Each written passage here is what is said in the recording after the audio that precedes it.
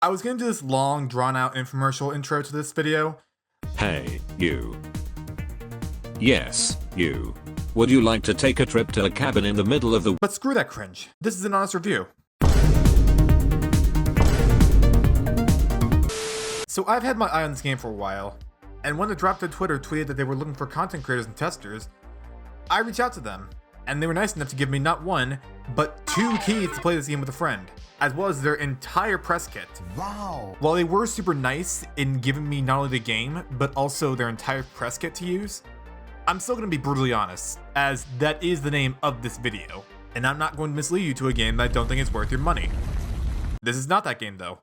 I think this game is pretty fun. First things first, let's talk about... The game plays out in a very similar fashion to most wave-based zombie games. Namely, you kill zombies, and don't die. This game is meant to be hard, and Soul Assembly has gone on record to say that dying over and over and over again is part of the game. That being said, how exactly does the game play out? Zombies and other various creatures spawn in multiple waves throughout the match and try to kill you. The ultimate goal is to escape by powering a generator and making sure the zombies don't destroy it before you get rescued. Scattered around the map are guns, melee weapons, ammo, as well as the milk cartons your dad said he was going to go find but never came home with. I swear I have a good relationship with my father. Most of the areas that contain these things are locked, but you can access new areas with new weapons by killing zombies to get points, and then spending those points on new areas, or on crates with ammo and health. The gameplay loop itself is simple enough in concept to understand, but still offers a high skill ceiling for those hardcore VR FPS players who play nothing but Population 1, Pavlov, and Veil VR. The idea of dying a lot may put some people off, but this game encourages you to jump back in and keep trying with the new things you learned, as well as different upgrades you get for free by just running through a level, whether you escape or die.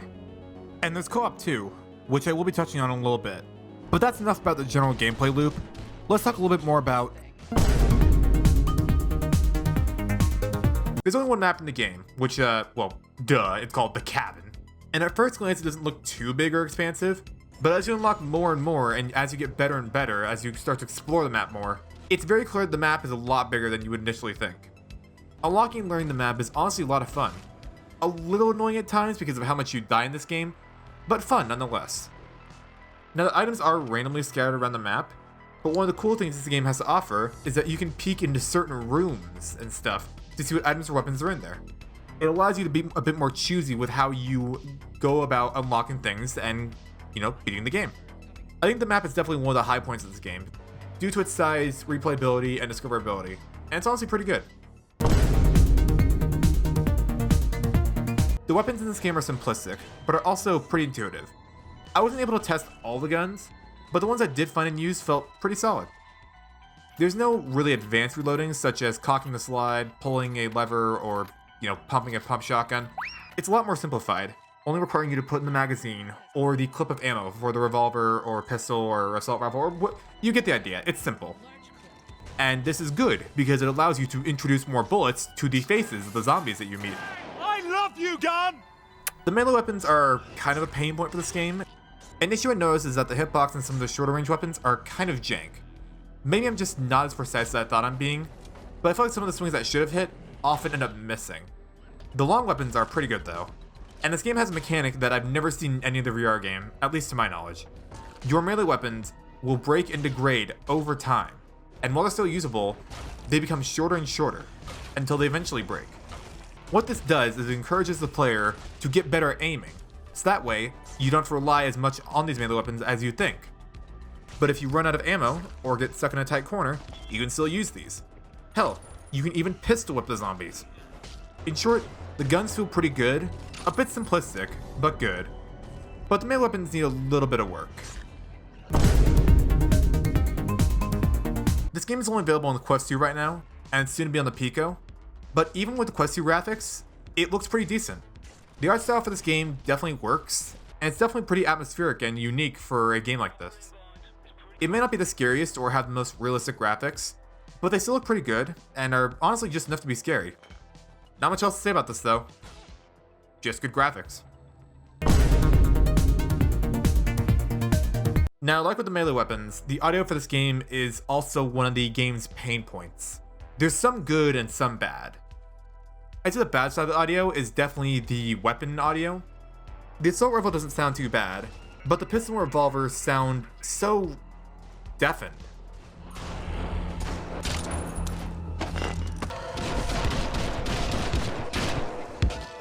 I wish they just sounded a little more powerful, you know, as a gun usually does. Also, I don't mean to discredit the voice actress or shame her in any way, but after hearing her tips over and over and over again in the middle of the game, she gets a little annoying. It's not broken. Probably needs some fuel. Yes, I get it, the generator needs fuel. You said that 20 times this round. That being said, the soundtrack for this game fucking slaps. It's not top chart levels of composition, but damn does it go hard. In short, the audio is decent, but there's still some improvements that could be made with it.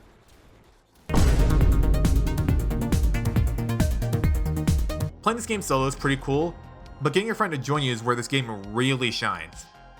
The game becomes slightly easier and a lot more fun. Running around with my friend in this, shooting zombies and yelling at each other, even though I forgot to record the mics, was honestly a lot of fun.